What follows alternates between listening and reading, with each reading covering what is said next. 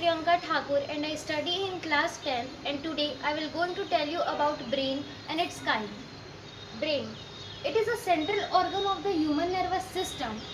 It is a part of our body inside the head which controls thoughts, feelings and movement. The brain is divided into mainly three types. These are forebrain, midbrain and hindbrain.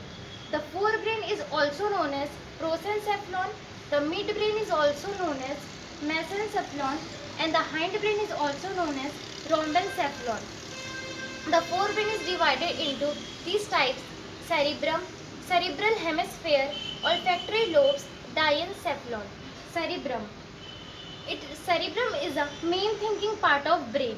The cerebral hemisphere secretes intelligence and voluntary actions.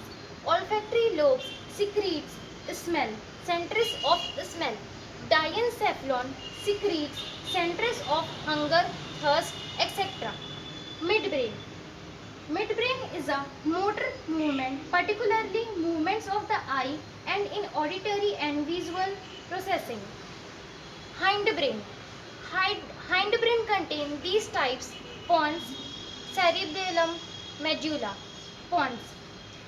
Pons regulates respiration. Cerebellum maintain balance and posture of the body. Medulla controls involuntary actions such as breathing. This is a structure of brain. This upper side portion is known as forebrain. This is known as cerebrum. This part is known as cerebral hemisphere. This part is known as midbrain.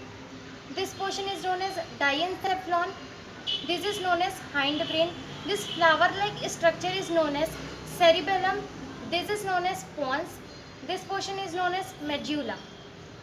Involuntary actions such as breathing.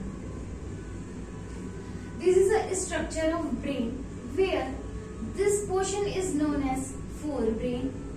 This part is known as cerebrum.